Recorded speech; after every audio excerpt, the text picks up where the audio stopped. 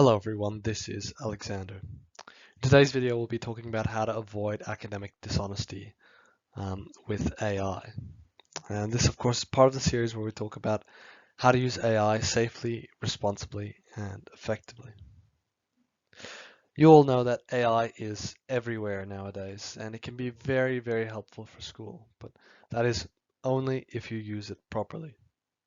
Today we hope to explain how to use AI without cheating, how to stay within school rules, and when you need to reference AI and how exactly do you go about referencing it. Well, first of all, let's answer what is academic dishonesty? Well, that's at heart presenting someone else's work as your own. Um, it means that maybe you took a source that you found online, you copy that source, and you try and pass it off as your own. That's academic dishonesty. But what a lot of people don't know is that this includes AI generated work. Um, because at the end of the day, work that's made by AI still isn't your own. So in the eyes of most teachers and most academics, if you try and submit work that was completely generated by AI, you didn't really have any input in it, well, that's academic dishonesty. Of course, academic dishonesty can also be breaking assessment rules. But it's important to note that in any case, intention doesn't really matter. And this confuses a lot of people because even if you didn't mean to cheat, it still counts as academic dishonesty if the work isn't genuinely yours. That doesn't mean teachers are always looking out to get you somehow, um, because accidents do happen, but especially when you get to the senior school, um, there's a lot of emphasis placed on knowing the rules. And if you know them well, then most of the time you'll be fine. Because you can avoid these sort of common pitfalls where people engage in academic dishonesty by accident. But now with AI around nowadays, you have to be extra careful. So we should answer why AI is so risky in terms of academic dishonesty. Well, it can feel dangerous because it can write full essays instantly, full assignments, full answers, whatever you need really. You can get on ChatGPT, it can write the full thing for you. Oftentimes it doesn't do it very good, but there are students out there who do use AI to write a full assignment or a full essay or something like this. And that's academic dishonesty, obviously. It's also important to know that AI can sound confident but still be wrong. Even if you're taking information from AI, it's possible what it's giving you is entirely wrong, and then you're using that information that to some other people might be obviously wrong, and you're trying to pass it off as your own work. That can be risky for you as well. However, we should mention teachers nowadays can detect AI usage. A lot of the time, that's through special AI tools, um, which can analyze your work and give a percentage score based on how much of it might be AI generated. These tools aren't perfect, but they're getting better. And at any rate, for many teachers, it's quite obvious if you're using AI. If they know how you write in a test where maybe you don't have access to AI, or they know how you write in class usually, and they see a sudden shift when you hand in an assignment, and there are characteristics of AI writing as well, some common features. It's obvious to a lot of them. So AI really is quite risky in terms of academic dishonesty. That being said, AI use is sometimes okay, and in fact, organizations like the IB oftentimes actually promote responsible AI usage. AI usage is completely fine if you're brainstorming ideas, if you're trying to understand difficult topics, or if you're um, trying to plan out the structure of what you're writing. You might have to reference AI if you're doing this, and we'll get on to how you do that in a short moment. But AI use in these situations is actually quite okay, and there's a lot of teachers who even nowadays expect their students to be doing this sort of thing. They expect students to be brainstorming with AI or trying to understand difficult topics with AI. There's a lot of teachers who even encourage it, because sometimes it can be a good starting point. You should also note you can use AI to check your grammar, but only sometimes. Of course, you have things like spell check, Grammarly nowadays. That'll check your grammar and sometimes even your spelling on your computer. But this only goes for certain subjects. You shouldn't be using grammar tools if you're doing a language B assignment or any sort of language acquisition class, because developing those grammar skills by yourself is considered an essential part of language acquisition. So in those cases, checking grammar sometimes not okay. However, there are other situations where AI use is definitely not okay. Of course, that includes submitting AI work as your own, includes using AI during tests, letting AI do the bulk of the thinking.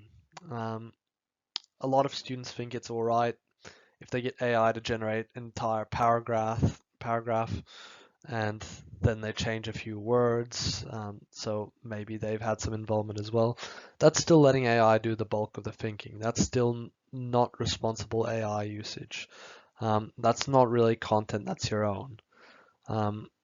And just like you can't really copy an entire paragraph from online and just paraphrase it, you should be just taking the key bits that AI gives you in a brainstorm and using those to develop your own ideas, not letting AI develop the ideas for you and then changing around some words and acting like you've done the thinking. And of course, you can't ignore teacher instructions. At the end of the day, you should listen to what your teacher says, and if your teacher says not to use AI for a specific assignment, then don't use AI for that assignment. And there are many reasons why you might be penalized in cases where you don't follow those instructions. So when do you need to cite or reference AI? Well, like I said earlier, if it helped you develop or generate ideas. If you used it for a brainstorm and maybe you have some ideas that you got from AI that you didn't have before, then you need to reference it. And this is something that a lot of people are still getting used to. They're not really used to referencing AI. But if it helped you develop ideas and then people could recognize that you developed those ideas by yourself, then completely fine to use AI. You can reference it. There won't be any penalty, and in fact, there would be a lot of people who would even admire your honesty to come forth and see it as a sign of even a bit of intelligence that you can use these modern tools effectively to generate your own ideas. Because in reality, AI is the future. If it influenced your wording, maybe you wrote out a paragraph and AI maybe gave you some suggestions on how to improve it, or it influenced the kind of wording that you used in the paragraph, you need to reference it as well. If it contributed to the overall content, same thing. Or if you used information given to you by AI, maybe instead of using Google, you tried to find a bit of information on AI and it told you something about how a biological process works or a certain historical event. If you got your information from AI, then you need to declare that in your references. So how do you reference AI? Well, as you might know, there's a lot of different ways to reference out there. There's Harvard, Chicago, but the most commonly used referencing style, and this doesn't go for every subject, but in general, the most common style is APA. And they've actually already come out and given you a very clear way of how you reference AI. You simply write the company name that made the AI, you write the year, the month, and the day of when you got this information, when you use this AI, the title of the chat. So usually when you're using AI, there's a chat name. You put that chat name here in italics. You write a description of what your AI actually was doing. So for example, if you're using ChatGPT, it might be generative AI chat. You got the tool name and model, and you need the URL of the chat or the link. So this might look, if you're referencing in text, you've got your parenthetical, which would just be the name of the company, as you can see here, OpenAI 2026, or if you're doing a narrative citation, OpenAI 2026. And in your reference list, if you're putting it in your reference lists, which you should be doing if you're citing it up here, you, like I said, write the company name. This is for ChatGPT, OpenAI, the date you used it, the chat of which the title of your chat when you're using the AI. For ChatGPT, generally you can write generative AI chat as your description, and then write the model ChatGPT 5.1, and then you have the link. This isn't a real link, obviously, but you just copy and paste in the link that you have. So the best practice rules. Use AI as an assistant, not a writer. It's there to be a supplement to your learning, a complement. It's not there to do the learning for you. It's not there to do the work for you. If it's doing the work for you, that's academic dishonesty, and it could put you in a lot of trouble in the future. Always follow your teacher instructions. And if you're unsure by anything they said, or if you're unsure even of how you can use AI in your class, just ask. There's no penalty to asking, and teachers will be very pleased to see that you're using AI responsibly, because they know there are students out there who don't use it responsibly, and those are the ones who are going to get in trouble. Students who are using these tools responsibly, they're engaging with the learning devices that are out there properly, and probably